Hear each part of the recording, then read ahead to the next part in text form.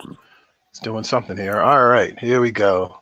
What's up, everybody? Welcome back to MechaCon. If you were joining us for the first time, but you should have been hanging out with us all day. It's been educational, informative, learning a lot of different things about each other.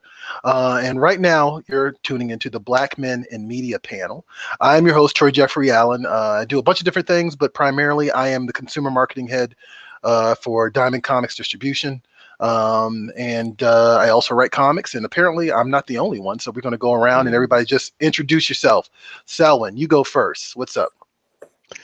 I'm Selwyn. The most definitive thing about me is I am from the Caribbean, by way of Brooklyn. I write, and that means, or that has meant, magazines, books, a lot of other stuff, but primarily now film and TV. And I'm based in LA. Cool. And Damon Young, where are you coming from, and what are you representing? Coming from Pittsburgh. What am I representing? I don't know. Give me some time to answer that question. Author of What Doesn't Kill You Makes You Blacker, founder of VerySmartBrothas, also write for GQ, New York Times, whoever will pay me, to allow my byline on their publication. So that's where I'm at right now. Cool. And Kris Ex, where are you coming from, and who are you representing? What are you representing? Oh man, I'm in LA right now. I don't know if I'm representing anything. We're trying to steal they already took all the good bio information, like the Caribbean writer and the mercenary writer for food thing has already been taken. But that's basically it in between those two guys up there. Okay. All right. Ex-refs Brooklyn, man. Don't let him on the floor. Okay. Come on, man. I've been in LA too long. I can't be claiming Brooklyn right now. That's Flatbush and IAT, and he not gonna tell you crack and gunshot stories from Brooklyn in the '80s. So I mean, Brooklyn all day. Yeah. Flatbush. He's Flatbush all day. He's Flatbush. Big up. There you go. That's what we wanted to hear. There you go. So yeah, Black Men in Media, man. Like, I think obviously, I guess times are changing, right? I mean, things around us have gone in different directions, just not for Black men, but Black people in general. Hopefully, this is all positive change. I feel in a lot of ways the world is catching up to speed on things that we already knew, and honestly, the world already knew. In terms of police brutality, in terms of Black voices and the importance of them. But it seems like every couple of decades, we have to go back to this conversation like it never happened in the first place. That said, have you guys noticed the change? Do you feel like a change is coming? Do you think the change is here as Black men in the media business, in the media game? Well, there's always waves of change, waves of opportunity. What we haven't had before is the ability for it to sustain past fucking mountains and peaks, right? So we're in this kind of, Hollywood wave. I can speak to that more specifically because that's where I am in terms of black producers, Black writers, Black creators. But you've seen at least something that has looked like this before, even if you haven't seen this before. Whether it's spiking those guys in the '90s or the wave of stuff on TV. So the challenge really is about maintenance and keeping this going, and we'll see how the widespread changes in society affect what we do in the business. But I can say even in my relatively short time in Hollywood, like I've felt that and I've seen that. Like I joke all the time, I still can't believe CBS let me write that Twilight Zone episode about police brutality the way I did it. You know what I mean? I don't know that I could have done that 10 years ago. So We'll see. I'm gonna pass the mic because I think we only got 45 minutes. So that's all right. That's all right. What about you? Going, in and out. Take two puff and pass. There you go. puff pass. Damon Young. Do you feel like change is here? You think change is coming? Well, you think it's all nonsense? I think change is constant. I mean, I don't think particularly in this space, there's ever a moment where there isn't. You just can't be settled because the nature of the business, the nature of the nature of the world of our country is just going to make things perpetually unsettled. Yeah. And even now, I do believe that for Black creatives, and whatever type of work you do, whether that's writing, photography, film, I think there is more space and more room to be quote unquote unapologetically Black. Like you could be blackity black right now. In fact, if you're Black and you're not blackity black, then then Black people won't fuck with you. Now. So there's that. But at the same time, I was listening to y'all talk about, writing for the source and, and I grew up reading the source and Vibe and all these media jobs that just don't exist anymore for us. And so, yeah, there's more space to, once you get in and to kind of expand, to kind of maybe be yourself, to kind of, not necessarily have to flatten your voice, but there's less like solidified opportunities. There's less career making, where you have to be a bit of a mercenary in order to survive, because again, all of the hip hop magazines, all of the Black lifestyle magazines, Ebony, Jet, I mean, all these places where you could go and make a career. And we're not even talking like 40, 50 years ago. We're talking 20 years, 15 years ago. Yeah. And those jobs just don't exist in the same capacity today. So, in order to be Black in media right now, you have to be nimble, you got to be flexible, and you have to be able to do many different things. Like you have to, it's helpful, be able to write essay, and also maybe to learn how to write screenplays.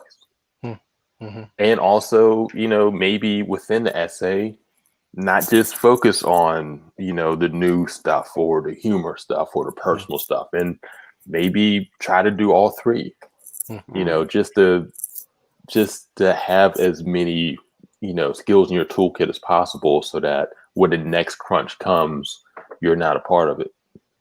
Yeah, absolutely. What about you, Kris? What do you think times are changing? No, yes, no. Times, I think, like Sel said, that there's definitely like these kind of like ebb and flow and peak and valley, and like Damon was saying, that change is constant. So that these are cycles. This is what is it like? Time is not a flat circle type of thing. And what's interesting about the space that's being created, because there is space being created undoubtedly, like we don't know how long that space is going to last, or what type of autonomy or leverage or power we will have within those spaces that are being created. But space is being created. What's the question becomes, who do you become within that space now, and who gets to go into those spaces? Because I think someone like Damon has, as far as I've known his byline, been like talking that shit, been like very Black, very political, very pointed, very, pop culture, everything. And when these spaces open up, do the spaces go to him, or do the spaces go to the safer people? Because representation wise, they just want a Black face or Black body or Black byline. It doesn't necessarily have to represent a certain politic. So the people, for the most part, the people who are outside of the lines or outside of these conversations and kind of throwing rocks at the throne or attacking the establishment, we don't always have the relationships or the wherewithal or the training of how to maneuver certain rooms and certain spaces. So they're very likely going to go to the brown nosers who already know how to maneuver those spaces. So that becomes a question of like, yes, space is being created, and how much space is created and how long the space remains open relies a lot on which of us get into those spaces and how do we act in those spaces. Do we hold doors open? Do we just keep moving forward, or do we sit down in this space and become a guide or a tool for the next person to come through? So, that's the bigger thing around the movement that's happening right now. It's like who gets to be part of the movement and how does that movement work? Absolutely. I mean, I could tell you personally, like, I work in a largely white environment, like, like full on. And like, I know for a fact that I'm constantly wondering how black I can make my environment, you know what I mean? In terms of like the type of writer I can be, the type of marketing I can do, and all sorts of things. And like, do you guys even struggle with that anymore? Like, you guys are pretty seasoned, and I feel like in a lot of ways, like, do you still struggle with that? Season, really? That's a nice way of saying why. I mean, you guys got the definitely salt and pepper, man. you guys got the byline. Y'all niggas old. That's what I got the season that's too. a nice way of saying that. I just said it's just you got the byline. You got the bylines to your credit, so I figure maybe we can learn something here. I mean, look, I'm going to say for me personally, no. Writer struggles and artistic struggles is baked into who we are existentially, right? Yeah, right. And I think for me personally, it's always this journey towards what is identity and what is the specificity of my identity and how does it come out of my art, right? And what's happened, for my own path is kind of understanding like how I negotiate this space, like not just a black man. I'm not just a black man in America. I'm a black Caribbean immigrant, in America. I'm a black Caribbean immigrant steeped in hip hop, Ivy League educated dude in America. Like there are all these complexities and complexions, to who that is. And for me, and I say this a lot when I talk to, younger writers, especially people who want to, break into Hollywood, right? And the question is always like, is it Muhammad to the mountain or the mountain to Muhammad, right? Like, do I invest all this time trying to figure out, well, what do they want? And how can I sort of write the thing that feels like what they want so I can take it to them? And what I keep saying is as trite and cliche as it sounds, I'm like, nah, figure out who you are, right? Figure out like who you are specifically, who you are in like your DNA, and learn what that means as a writer, and learn what that means artistically, because only you could do that. You know what I'm saying? Like if you rolling up with the bad Iron Man joint, it's like 100 motherfuckers who gonna do that? You know what I'm saying? Right. But only you can do that. Like my brother here, like I don't know anybody who writes like X. You know what I mean? And I have a pretty tight circle of all what I consider really great writers who come out of our generation, sort of hip hop scribes, right? Me, X, Carlito. I mean, there's a gang of us. I think it was I think in time people will look back at that 90s, generation. Let me not leave out the women like Karen Good, and I mean, when we thought this back then, I mean, there was a lot of analogs to say like the Harlem Renaissance and sort of that generation of writers that came up around jazz, right? We were like these scribes that came around hip hop, agitating and trying to figure out how to write it, but none of us were the same. You know what I mean? Even though we were all sort of in this housing, like we write about hip hop or whatever, right? So that journey towards specificity, which is encoded, which has so much to do with being black, like put your arms around it. You know what I mean? Like embrace it. And it's things, it's a journey. I mean, I had a big jump into Hollywood. Like the hip hop media industry is a fucking black ass place, even with white people, right? It's inscribed with a different kind of weird racism in its own way. And media juxtaposed with hip hop in New York was always weird, right? Because hip hop to me was, like the white boys in hip hop were like our old boss, Dave Mays, Leo Cohen, right? They're all sort of like white boys of a certain ilk, right? Whereas in New York media, an institution, it's mass segregated, like I won't go on and on, but just for an example, like in the late 90s, like 98, when the Source was fucking, National Magazine Awards, like nominations. I mean, beating Rolling Stone on newsstand. We were killing it, right? By any measure, by any mark. And very few of us could fucking walk in Condé Nast and get arrested. You know what I mean? So, like, the fact that Damon writes for GQ right now makes me really fucking happy. You know what I mean? Because that just, like that was like a thing. But anyway, point is figure out your journey for your own truest articulation and hug that shit. Be like, don't try to cater to these motherfuckers. Be you. And did anybody else want to follow up on that? Well, I feel like we're going to be saying a lot of the same things. I mean, it's going to be said over and over again. Because to your point, there it is better to be as specific, and even specific to the point of being esoteric as possible with your content, with your work, because again, you bring, there might be 1,000 different people who could write like this universal thing, but you bring your experience to the page. And the thing is, by making it so specific, by making it so distinct, that is how it actually becomes universal, because then people are able to connect to it in a way that you can't connect to a thing that is trying to just, appease and trying to, some like marketistic shit. Right. You know what I mean?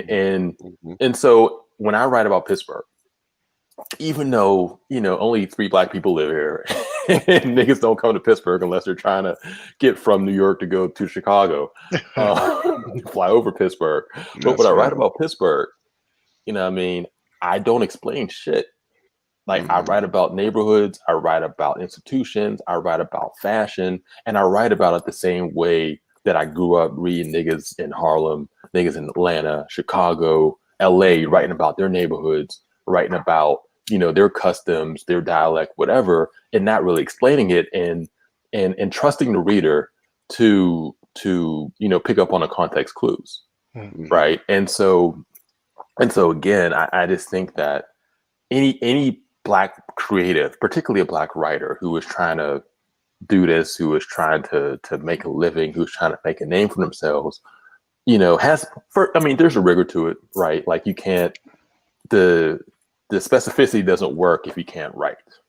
And so you need that fundamental base before you're able to kind of color outside the lines in a way. I mean, I equate it to basketball, where you look at a guy like Kyrie or Steph Curry and all these guys that have these tremendous, handles, but they have the fundamentals down first. And with the fundamentals, then they're able to do all the tricks and do all the crossovers or whatever. And the same thing is with any creative endeavor, where you have to have that fundamental, process down first. Your work has to be rigorous. But once you're able to get that, be as you can possibly be. Indeed. Absolutely. What about you, Kris? Are you totally in agreement here, or? I forgot the question. I just was like, I was just like appreciating the answers. I mean, the answers were sparking a lot of observations of other things. Yeah, like what? Well, quickly, the first thing that I thought of was when Saul was talking about Damon writing for GQ, and I remember back in 2000, I think, when Saul got his first little Vanity Fair thing. Was it Hype Williams? Yeah, It was like, Hype Williams thing. Yeah. And it was kind of like, it was indicative of like how we get treated. This was a guy who, was our leader for a lot of us, and who, took the source to whatever records it was breaking, awards, and, number one newsstand, this, all of this stuff, sort of like, in terms of like an analogy would be like almost sort of like a Death Row type of thing, in terms of how Death Row was able to do all of this stuff to the market, or Cash Money, where, these labels come in and they're able to do things that the other labels have never been able to do, that, Clive Davis and these guys couldn't pull off, in terms of locking down an audience. And, So had did that with The Source, like, without a question. And then, he goes to Vanity Fair, and Vanity Fair is still like, you can still get like this little front of the book thing on Hype Williams. And it was just like, and I experienced that so much. Like, I went to all of these publications. Like, this is why I talk about them the way I talk about them now. So like, I went to all of them, and they would be like, well, you don't have the experience, you don't have this, or like, you like, yeah, you were doing covers in The Source, but we'll maybe let you do like 100-word review for us. And I'm like, that's cool if your shit is that shit, but at the same time, y'all letting like some little intern white dude with no bylines get like the same like level of love. And that's just like a really, really weird thing. And almost the reason the game is fucked up now, is because they just hired white boys. Like it's just to keep it real. Like like if it weren't for like blogs and stuff and the internet of black folk getting together, this would be a repeat of jazz. And I remember we were having a conversation. This was at 360. We were having this big conversation around, is it possible for white people to take rap the way they did jazz? Because this was like Eminem was like the, like that's around the Marshall album. That's on the Marshall album, I think, right? Yeah. This was on the yeah. And we were just like, and I would say like it could never happen because we're too aware. There's too much history of the of who created this music. Like it's documented too well for them to steal it. But what they did steal was the conversation around it. Who controls the conversation? Who gets to document our stuff? They took, because all of these white dudes would give their little white friends, like, you look at some of these dudes, like they look like some straight like weirdo hipster white dude from like, and that's cool.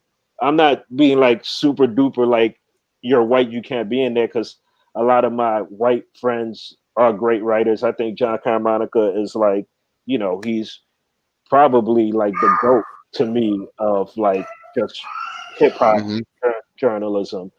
And I'm just like, there's a certain type of white boy, like Sel alluded to. There's a certain type of white boy that we allow in this space, or that comes in this space, or that's genuinely of this space. Then there are ones that are adjacent to the space. Then there's a bunch of them that like cop blocked us from Entertainment Weekly, from GQ, and all of these places, or cop blocked us from places like Spin and Rolling Stone. And now you look at these dudes, and they're like at like national publication, daily newspaper, news, like, because they were able to code switch into that larger world. And it's like, we know where you come from, son. We seen you back then. You know what I mean?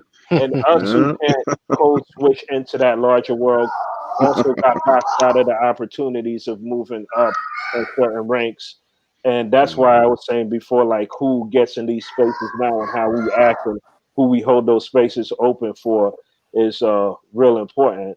Because I know Rolling Stone was like looking for a new music editor, and I was just like on Twitter, like, wow, they're just gonna find like some hipster white boy to do it.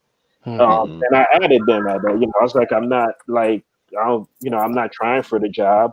There were people that we were promoting for the job, but it was sort of like, why are you making this? It's the same thing with the Steve Nash position. It's like, why are you making a public call for like a music editor in Rolling Stone right now, when it's like you got tons of black writers who are out of work right now, and there's this social movement around, representation. Hip hop, which is still a black art form, is still the, it's the lingua franca of popular culture. So it's sort of like, why are you like making this public cry for like, do we know anyone? It's like, look around. There's like black dudes that just left. People just got let go from Vibe or whatever. Like, go over there and holler at them. So, I don't even know what that was all to say, but just fuck it. I'm just gonna stop there. No, it's good. I love it. It's flow. There you go. So you guys all agree that it's good to kind of keep the door open for whoever can step in next and try to maintain truthfully the blackness, especially as it pertains, I'm assuming, to all forms of media, but particularly hip hop. Have you noticed have you struggled with the shift that hip hop has undergone in the last like several years? Like, well, for starters, I guess, when did you guys come in? Like, Selwyn, when did you first come into the game? You mean like covering hip hop, like in a professional sense? My first thing, well, I wrote in college a lot, but I'm trying to think. I think Ex, correct me if I'm wrong, but I think my first professional piece was a review of Illmatic in the Village Voice. The Voice was my first professional home. I took my junior year off of college and went there to write under this minority fellowship thing that they used to do. And Lisa Kennedy was a fantastic arts editor. Yeah, but the Voice had a murderer's row of cats back then, man. It was like, Joe Levy, who was my music editor at the time, Ann Powers, who was just my heart, but also like, Peter Noel, Joe Woods, God Bless the Dead. God, just Lisa Jones. It was an amazing place in the early-ish to mid 90s. But I was lucky because I was 23. And this is like 94-ish, 93, 94-ish. And there was a wave of shit that was coming out, right? So you had Nas coming out, you had Big, you had Souls of Mischief and Far Side. You were experiencing one of these artistic and cultural like paradigm shifts, in the music. And I always joke that it was like that Life commercial, when there's like, let Mikey eat it. They're like, you might be too young to even know that shit. No, I know. I remember. It's a clap.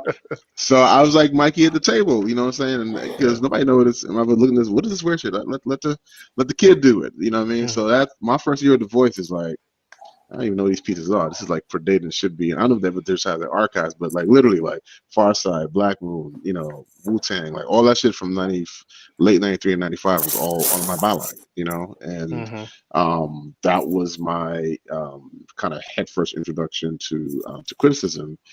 And then from that, it just sort of, became what I want to do with this career wise. And then eventually that path took me to the source and, the rest is history, but I always want to be a novelist, you know what I mean? And, but I was a music and hip hop head, so it was sort of like, let me just apply my writing to this culture that I love. And, and then that just propelled me into the game. So that's my entry, Okay. What about you, Damon? What was your entry into the world of media? Probably, I started writing full time 2010. All right, and this is I started VerySmartBrothas 2008. Myself and Panama Jackson and Liz Burr, who's no longer with VSB. She's not dead or anything. She just does. I need to stop saying it like that. Like she's no longer with us. No longer with us. Like she died. She's still very much alive. But yeah, I started VSB. We started VSB, and I was working at Duquesne University. I was running a college prep program in a school business there, and I'd already been blogging. Had met Panama Jackson through blogging. We both had our individual blogs, and then we decided to come together in 2008 to do a group blog, which ended up being VSB. And I got laid off from that job in 2009. The recession hit, and like we relied on a lot of philanthropy for funds, and that all dried up, so the whole program shut down. And I was in a bit of a position. It's like, what, do I do this? Do I try to do this thing that I've been wanting to do, since I graduated from college? Do I actually take this step and see if I could write full time? And I was fortunate that this happened during a time where you could be on long-term unemployment. So I was that for 2 years. You might hear my son in the background. He just woke up. So I'm just letting y'all know. Like he might run over to me. And also I live in Pittsburgh. And Pittsburgh, for all the, things you could say about the city, it's compared to DC, Philly, New York, it's cheap as fuck. Where you could make a living being a freelancer and getting unemployment and actually live and not, have to get a quote unquote real job. So, I was able to do that. And then, VSB got bigger. And then other opportunities started coming from that. But so I had a question though for Sal about, just the early and mid 90s in hip hop. And I access this question for both of y'all. Because that seems like for people who consider themselves serious hip hop heads, that's considered like the golden era, I think. Because you had Nas, you had Biggie, you had Wu, you had Mobb Deep, you had all of these crews out of New York City. You know what I mean? The irony is most of us consider the decade who are Yeah, of that era, 88. consider the decade before. Yeah, I saw Chris's 88. face. I consider that. Well, I consider that time like from like 93 to like 98, and I'm Yeah. I guess But I get it. ecocentric I understand why. person. You know, that was an amazing That was period. But for us, platinum age. for us, it's our high school years. You know what I'm saying? For us, Okay. All right. So for me, for me, but I get it. I get it. Yeah, that's when I was in high school, and that's when I'm listening to shit. Like I remember the first time I listened to Woo, and I was like, I've never heard what the fuck is. I've never heard anything like this before. What the fuck is this? Right. And it also coincided with, I guess, the peak of Black hip hop criticism too. I think. Yep. When the Source, like you were saying, was winning awards, and you had Vibe, and then you had Double XL coming later, and I'm just wondering, if you all believe that there's a connection between having that sort of criticism and also having that great art, where it's almost like the symbiotic relationship, where the art pushes the critic to be better, and the critic, the critic pushes the art to be better. And I don't know if that same sort of relationship exists with hip hop today. Mm-hmm. Well, actually, hold on. Before I'm curious why you think that it doesn't exist today, Damon. Actually. Well, and and also I'm speaking from I'll admit I'm speaking from a point of ignorance, because I'm just not as connected to hip hop culture in terms of like what's new. You know what I mean? I'm not getting every mixtape. I'm not listening to every album like I was 20 years ago. So I might be speaking from a place of ignorance, but it does not seem like there's the same sort of environment. Yeah, I get the point, and I think in the kind of meta macro narrative, you're probably right? In the sense of urgent rebel young music and an apparatus that grows up around it, that quote unquote both affirms and polices it in some regard. So whether you're talking about Lester Bangs and those guys, with rock, like it's not an uncommon sort of thing in American music, but technology has completely disrupted that. So I don't know. Not that I don't know. I'd be askance to say whether to put it on a kind of moral judgment to say what we had is better, worse, yada yada yada, versus it's just different. It's just changed. And I think you're extremely right about that, because we were, and it was for good and ill, right? Like the sheer closeness of it, because we came, for the most part, again generalizing, a lot of us are of the same age of these artists. We grew up on the same blocks. We came from the same place.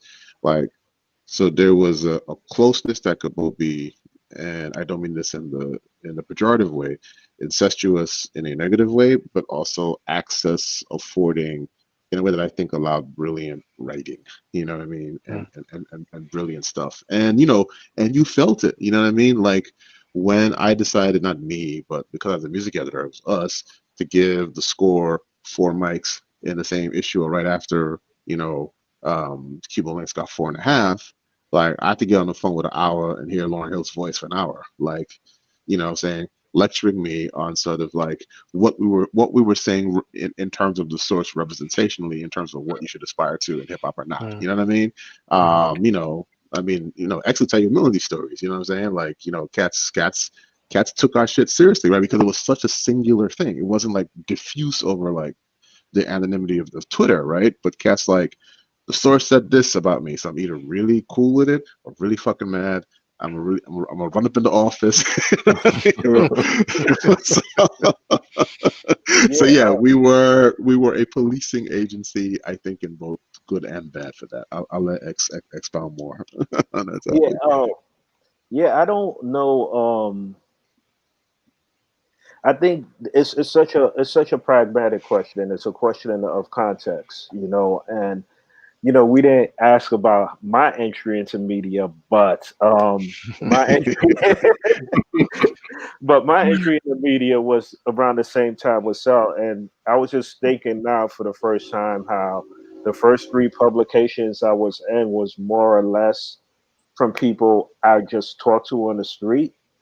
That happened to be like, okay, we're gonna give you a shot, and to this idea of, I remember one time where I was trying to get was it Adolf the Assassin, like I'm trying to get an Adolf the Assassin interview. The publicist is like, oh, we can't, and then I'm like on Broadway, and like this dude is out there, it's like either selling records or waiting for someone, and I'm like, hold up, and we wind up like talking for like 5 minutes, and that became the interview that I needed. But the whole thing was like there was this context of like we were, like Sel said, we were like on these blocks, we were bumping into people. It wasn't followers or tweet engagement or is your stuff going viral. It was really about how you interacted with people. Like he said, when people didn't like a record review, it wasn't a tweet storm or like the beehive coming at you. It was like dudes is in the lobby, dudes is catching you by the open bar, dudes is you like trying to have like you getting caught with a hot wing in your hand because the label catered this listening session, and then there's somebody who don't like your review, and you're there like holding the little plate in your hand and just like listen to your food getting cold, but like you have to deal with these things. And when those things happen, people see you like, and a lot of times it's like, I think a lot of these like, because even to this day they be like, oh, rapper, blogger, like they say it with a little disdain, and then they meet some people and they're like, oh shit, you just like a regular ass person like me, like so that creates a certain a symbiotic relationship back and forth. And there was also, everything was new. There was much more money in the game. There was a lot more care in the game. All of these things mattered, and it mattered when, you like people are dropping mixtapes left and right now. People are dropping a song every week. People are doing whatever they're doing. Someone comes out with a hot song 24 hours later. Everyone's on the beat. That doesn't happen as much now anymore. But it's a very different. There's a very disposable relationship to a lot of the music. And back then, it was sort of like you couldn't make a beat on your laptop. You had to be in the studio. The studio cost money. So everything that came out had more weight to it. So it wasn't like I could just go in the studio and bullshit. It's like I had to write my rhymes before, had to figure out, because we got 3 hours. It's $250 an hour. We got, we gonna spend $750 tonight, so we gotta make the $750 worth it and then out. And that created an importance to their music, and we saw that as well. We were part of that. We understood that. So there was just a lot more importance around it, because there weren't 20 projects dropping every week. There weren't 85 blog sites or 85 websites where people were just like talking, or like 85 podcasts at this point, the way things are going. So it's like there was a respect of, like, we know what you had to do to get to here. And there was a point where I was really hesitant to write bad reviews, because I was like, if I'm listening to your album, you're in the NBA. No matter how, like, you may be the worst scrub, but you're still in the NBA. And we have to respect the fact that you got to the NBA. And I can't just shit on you like you're just some dude who's balling and not good at it. But it's like, you still made the NBA. You still fill out the papers. You still made all the tryouts. You did whatever. You got on the bus. You got to the hotel to make it to that game. And that's the type of relationship that I had looking at artists, because I was like, I know how hard it is for you to get this album out. And sometimes we would have albums like, we had advances months before. And then you saw a lot of times these albums didn't come out. You had so much advance, and then it got pushed back and pushed back. So you understood that struggle to get to their music. So you weren't going to listen to something for the first 15 minutes of it. Like records drop, East Coast time, midnight. Over here it's like 9 o'clock. But it's like, you get on Twitter at 9:09 and it's like classic and trash. It's like, bro, the album is 51 minutes. How is it classic and trash at 9:09? Like, that's I don't know how they do it. Be like, I literally could not do that. Like, there's no way I could do what we did 25 years ago today from a whole bunch of angles, but that's a huge one, right? Like I think I was telling you just the other day, X, and I wrote about it, how for my voice review for the Roots first joint, Do You Want More? Like I had that cassette all summer. You know what I mean? And I listened to that cassette from May to like Labor Day, like all summer before I wrote a word. You know what I mean? And then that fall just got to marinate and write like a 2,500 word like just thought piece, just essay on it. So like I don't have those muscles that like he talking about like, yo, I'm writing the review in like 5 hours. That's good. Yeah, but like I said, it's the disruption. You remember X? So like my old job, like music editor, like when I first got it, like thematically at its core, it was one simple thing. Like I had to know everything that dropped in hip hop that month, right? Because that then allowed me to steer the source's music coverage. What was unsigned hype? What was going to fat tape? Quote. You know what I mean? Like steer it. Like I was thinking about this the other day. Like if I was doing that now, like how could you literally know everything that drops in hip hop in a 30-day span in today's context? It's crazy. Anyway, don't get us started on back in the day shit, man. We'll just go No, I mean, on. truthfully, that's what we're here for. I mean, that's and the question I asked was always just like a curiosity that I've had, with the music and with the magazines and with the people that covered it and all that. So thank y'all both for sharing.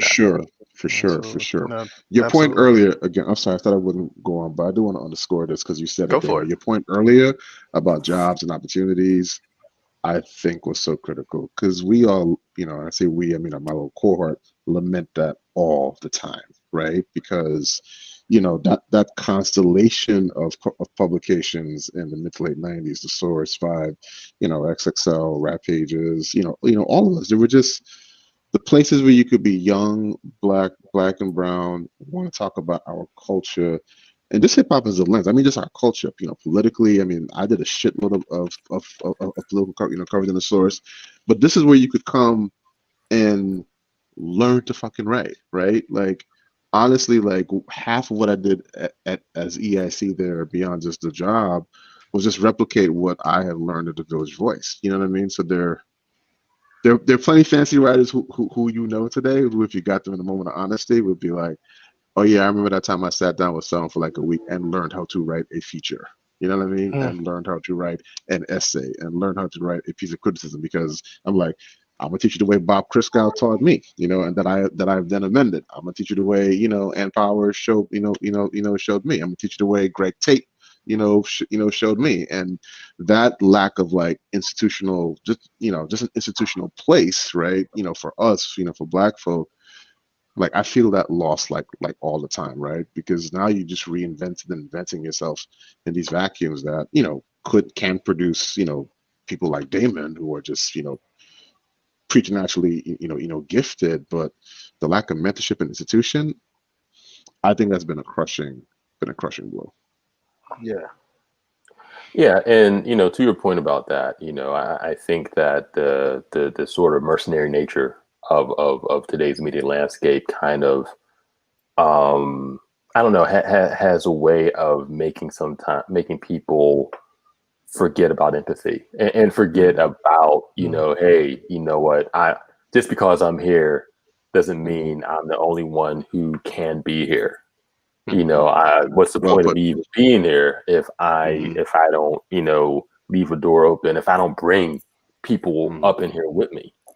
So you do have that, like that scarcity idea where people, because it does sometimes feel like the wild, wild west. And so you get in a spot and it's like, yeah, I'm here. Right. And that's that. And so that mentorship point, it is something that, might have been a more natural, I guess, progression or more natural dynamic when you are in an institution. Right. But now when it's just so spread and so many different ways that you could create things and so many different publications you write for, that is a part that can be a bit more difficult, is finding someone who, finding someone who is just going to look out for you. And it doesn't even necessarily have to be about jobs or about money. It could just be about, hey, it could be about structure. It could be about voice. It could be about, relationship building, and not network. I hate that fucking term, but relationship building is important. It could be about just something as simple as telling a young writer, hey, you need to be reading more. Your writing shows that you're not reading enough. You need to read, 3, 4, 5 times as much as you're actually writing. And so that's the thing. And I'm not saying it doesn't exist now. I'm kind of new to the book publishing space. Okay. And I've received some of that in that space where people who are more seasoned there have looked out, have reached out. Kesse Layman, any Black person who's written a book in the last like 5 to 10 years, and they're talking about mentorship and talking about people looking out, Kesse is going to be at the top of the list because he's tremendous with that. Nafisa Thompson Spears, Basi Ekpe, who also was new, to this space, but she's also been a person I've been able to just talk to and, share shit about. And so that does exist in some capacity there. And it does also exist in new media and digital media too, but it's just not. I mean, it makes sense because again, when you have an institution, when you have, okay, this person's the IC, this person's the managing editor, these people are staff writers, then you have this natural, you have this natural hierarchy. And that natural hierarchy can build that sort of dynamic, and that just doesn't exist in the same way. Yeah, that's what was so important to me when I was talking about who was hired and who was given opportunities back in the day. Who was given opportunities 20 years ago directly creates or doesn't create what you're talking about. The reason we have a complex is because, Noah was given certain opportunities and Noah turned around and gave certain opportunities to certain people. But if those opportunities were, and, Noah's the dude. So it's like, I don't want to make this about, a strictly race thing. But the bottom line is Noah's going to hire people who he's comfortable with. I remember the first time I went into Rolling Stone and I had on a do-rag and fronts, and I'm not realizing that this is going to make people not necessarily the most comfortable in the world.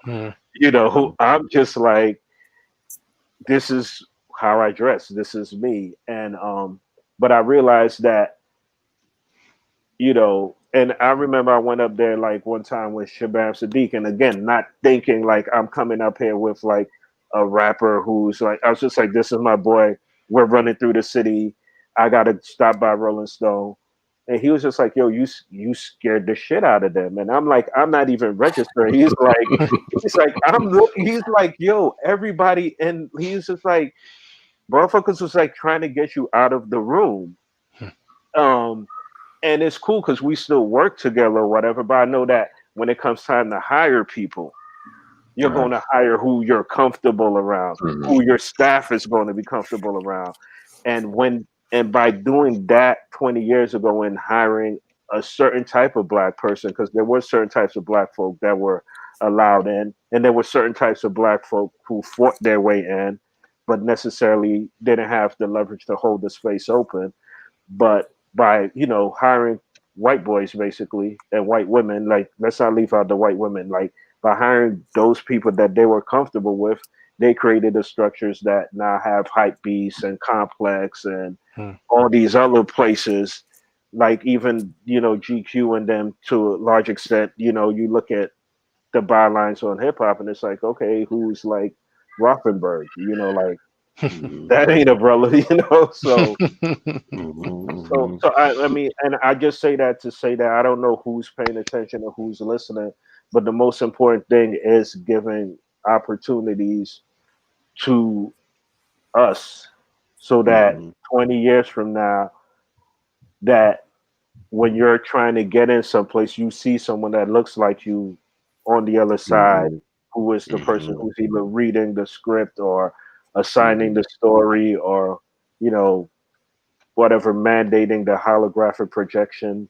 whatever it's going to be. But we have to, keep ourselves in those spaces. And sometimes, maybe take an L and say that instead of furthering my career or like trying to become like the top dog at this company, I'm gonna stay in this middle management position just in order to keep the flow of traffic moving. Right. Yeah. Right. Actually, since we're on this topic, like what publication or person do you think right now is just kind of spearheading the next generation of writers in terms of like relevance and sort of representation, if you want to call it that, in terms of like just giving voice to the Black community? Like, is there anybody on the top of your head or that comes to mind? I mean, it can be in hip hop, but it can also be outside of hip hop. It can be in music, outside of music. Yeah, I mean it's really diffused. I think that goes to what Damon's point, earlier. So there's points on the landscape that I notice, right, as opposed to the whole thing. Admittedly, I don't really consume a ton of music and culture stuff sort of outside film necessarily these days, but there's a really great young woman, I think, who may work with Damon, for instance, Jen Parker, who just left the New York Times op-ed section. Jen bugged me for like 3 years. Like, I want to get you back in like print journalism. I'm like, I've left that behind. It's only because of Jen that I ended up writing, for a few years for the New York Times, right? So there are people like that who I think are like evangelists, you know what I mean, all over the place. I've already been impressed to some degree with what the new Vanity Fair editor, Radhika Jones, is doing. Again, contrasted completely with, look, Graydon Carter was very nice to me personally, like love him to death. But X is right, for all I did and accomplished and wanted to do and all I pitched to them motherfuckers, my Vanity Fair history is some front of the book bullshit, right? That doesn't really sort of, match up to who I am intellectually or record-wise as a writer. So Vanity Fair seems like it's in a different place now, which I'm happy about.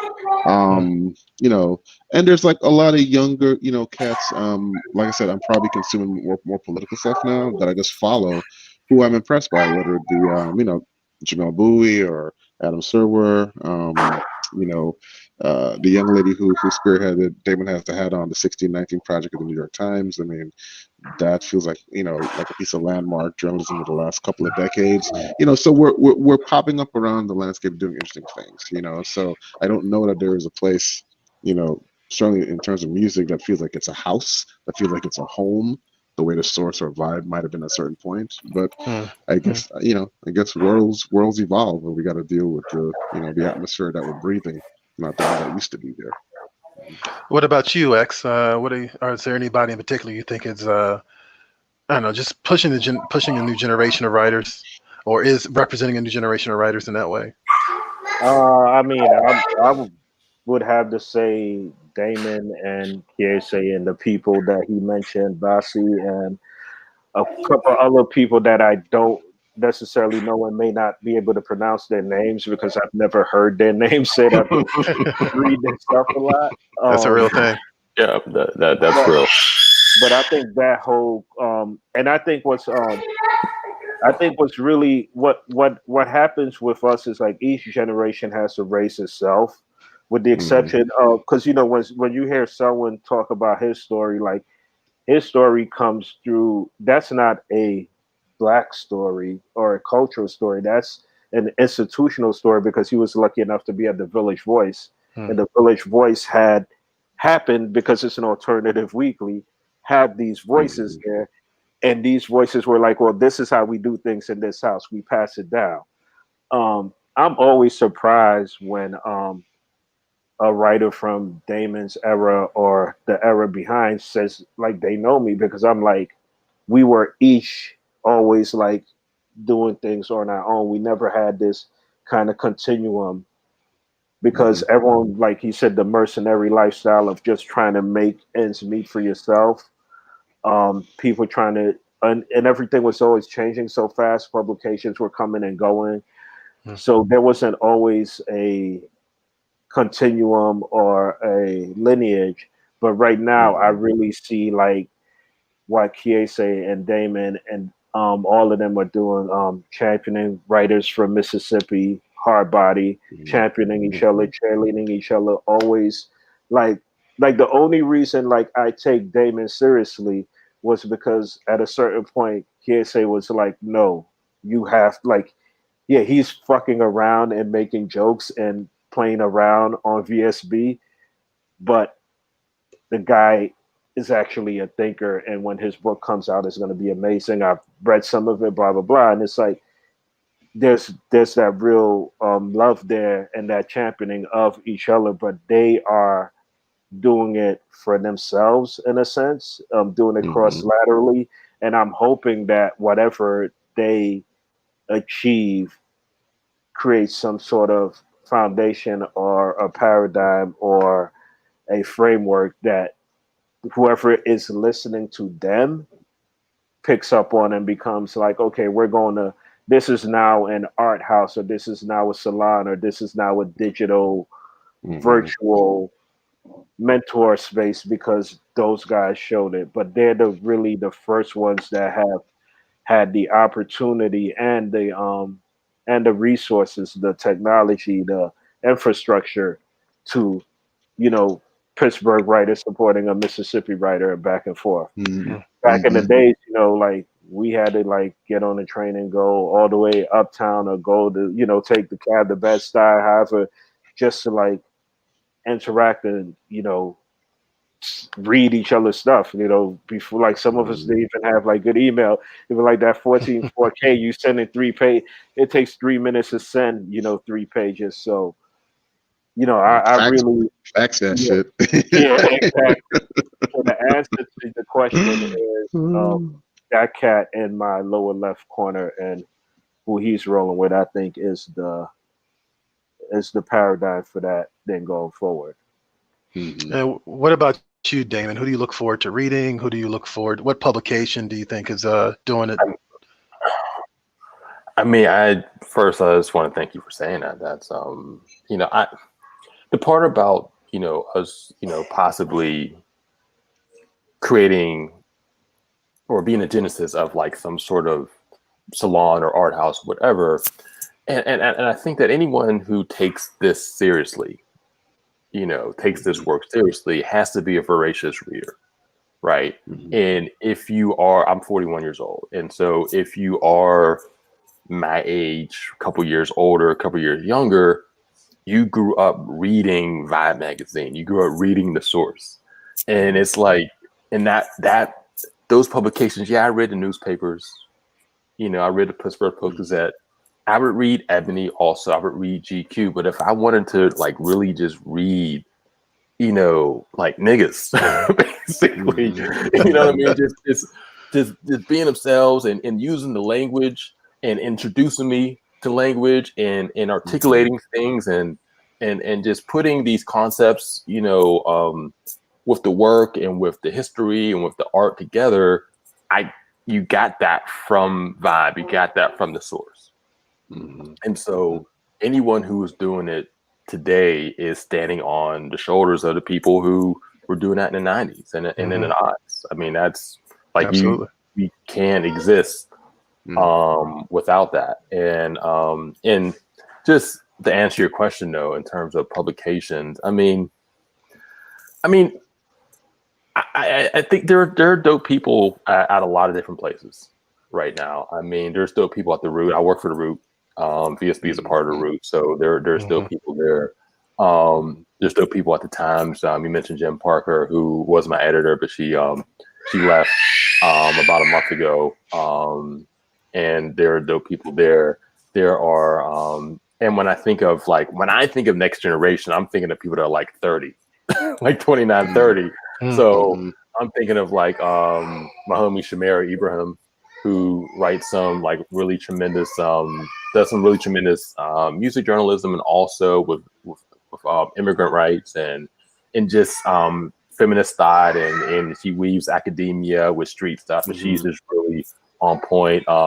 Malika Bilal's another one who does pretty much the same thing, but her stuff was more just really lefty political stuff.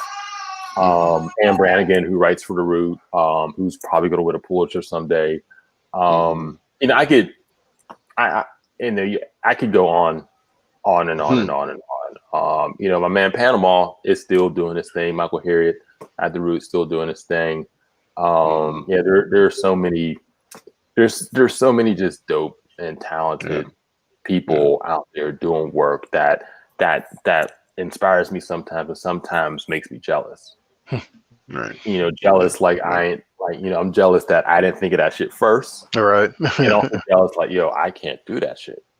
Like I read the things like that means you're a writer, bro. That shit never goes away. Do that. You got that because I don't got the range for that. So that shit never goes away.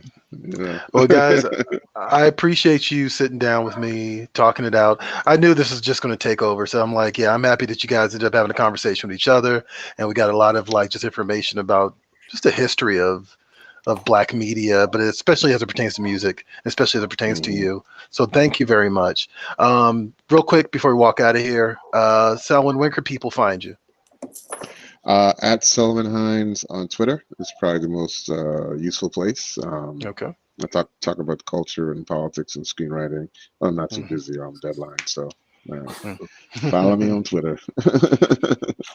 And Kris, what about you? Where can people find you? You can't. I think it's just Full Metal Lotus, at Full Metal Lotus. Not on Facebook right now, but Full Metal Lotus on Instagram or Twitter. All right, cool. And what about you, Damon? Where can people find you? Damon Young VSB on IG, on Twitter. I also tweet from the Very Smart Brothas account. So like 90% of the tweets from there. I don't really tweet that much, but when I do, it's usually from the VSB account. And I'm also on Facebook and at Very Smart Brothas too. All right, cool. Yeah. Thanks again. I appreciate it very much, guys. And MechaCon is almost over, but we got a few more panels going down, so be sure to keep watching, you guys. And thanks for joining us, and we will see you later. All right. Thanks. Peace.